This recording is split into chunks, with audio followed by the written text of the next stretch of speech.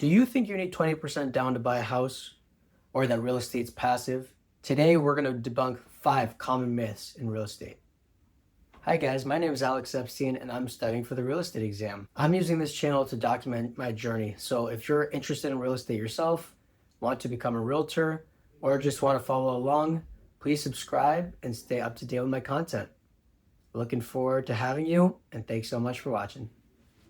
I've spent years in real estate, whether it's been through investments myself, management, or my previous job, which I was a project manager for a commercial real estate developer in San Francisco.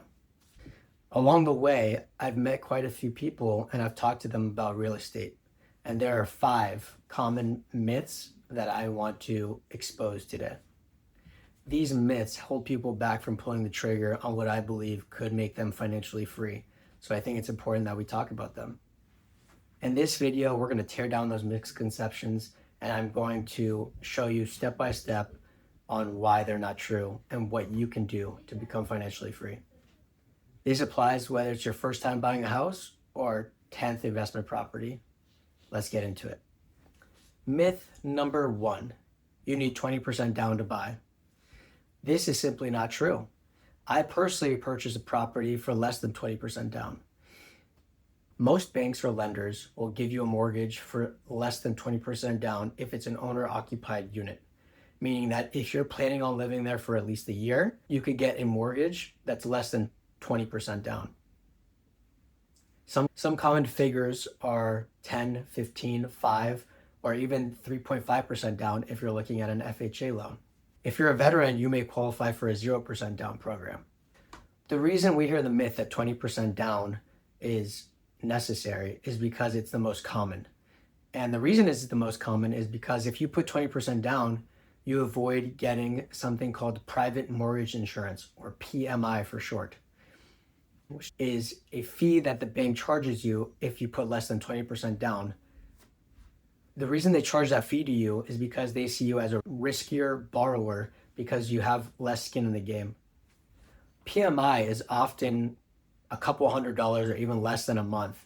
And the thing that people don't talk about when it comes to PMI is that when you have your property long enough and you have enough equity in the property, you can actually refinance and remove the PMI or even request for a change.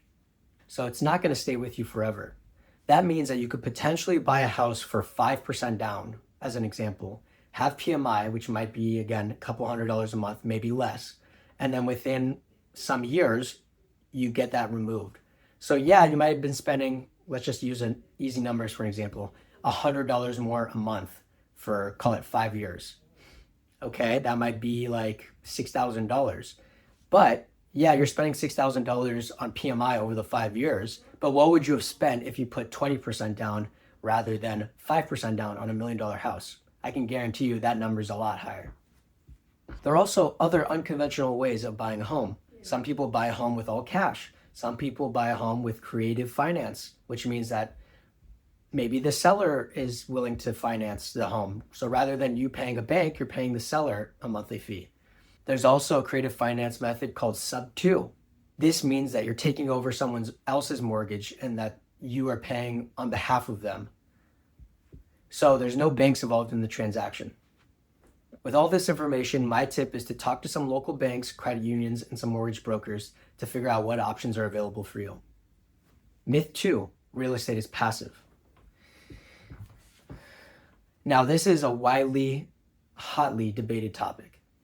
My thoughts on the matter are that it depends. It's not black or white. There's a lot of nuance in this.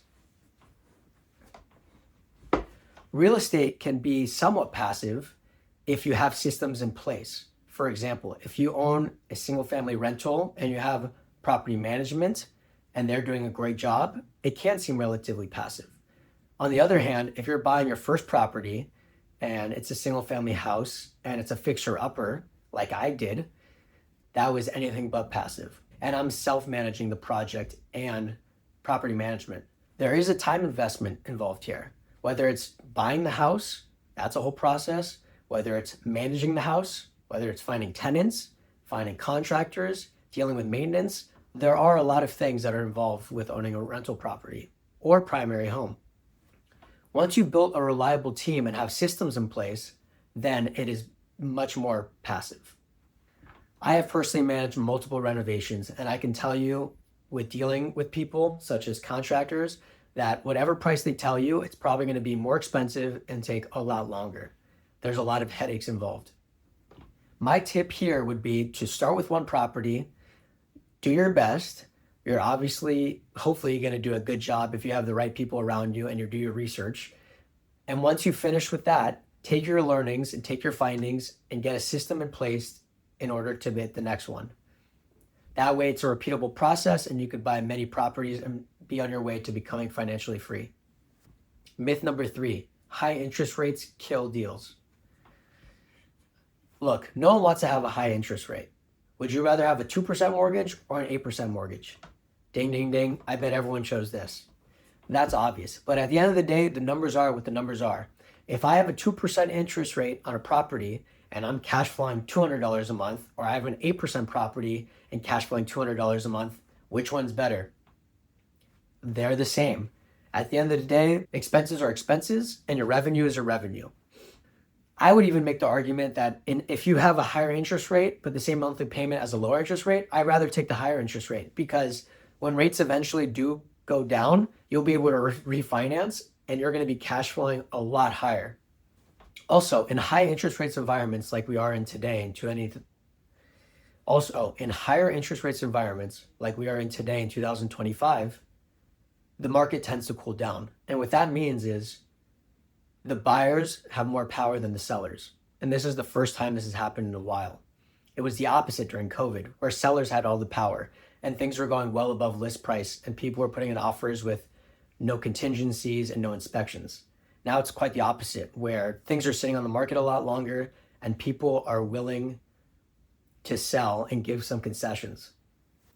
There's a lot more room for negotiation. So now is the best time to put your best foot forward, put your offers out, and get a good deal. Myth 4, all debt is bad. Look, if you're a Dave Ramsey fan, I get it because I love Dave Ramsey. I think he is super fun to watch, entertaining, and I believe a lot in what he has to say, especially for the typical American or person, I should say. But I truly do believe that debt is a resource and that all debt is not bad debt. However, there are bad debts. In my opinion, a good debt is debt that you invest in an appreciating asset. So if you're using debt to buy a car, generally, I don't think that's a great investment because that's a depreciating asset. But if you're using debt to buy, let's say, a house, I think that could be a good investment. I'm not saying anytime you use debt to buy an asset, it's a good idea. But what I'm saying is it can be a good idea. And it's definitely a lot better than if you're buying a depreciating asset. If you're conservative and evaluating risk properly when using debt, I think it could be the most useful financial tool in your tool belt. Every time you pay your mortgage, you are building equity and hence your net worth grows. Also, with leverage, you could put, for example, 20% down on a $400,000 house, which is $80,000, and 100% control a $400,000 asset. What else can you do that with?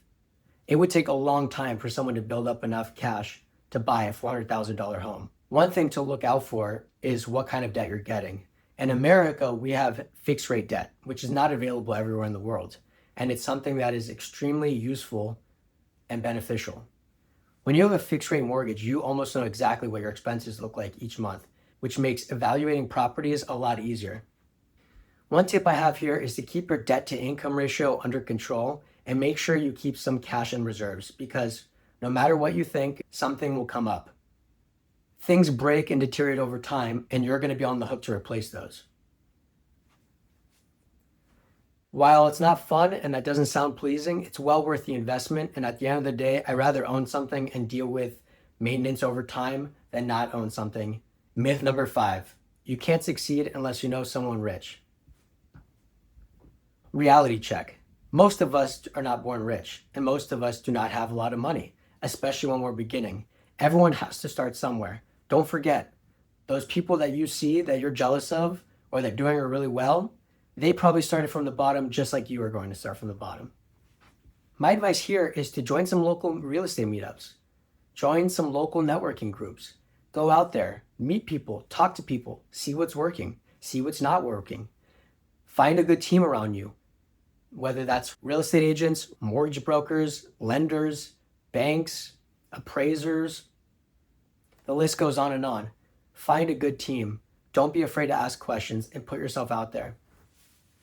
Another way you could do this is through online courses or watching what I call YouTube University, which I personally do all the time. Once you get your first deal under your belt, you're going to notice that it's not as hard as you thought, and you're going to learn a lot, and you're going to be 10 times more prepared for the second and third deal. I see the investing process like a ball. It takes a lot of energy to roll up the hill, but once you get it finally up the hill, it's a lot easier to go down. Real estate isn't perfect, and it's not the easiest thing in the world, but it's far more accessible than you think. And most wealthy people have real estate in one shape or form. There you are. There are the 5 myths that keep people on the sidelines in real estate. I hope you learned something here today. If I provided value, please let me know in the comments, subscribe, and let me know what else you'd like to see in the future. I'm happy to take your feedback as I'm still new to this, and I would love to post more often.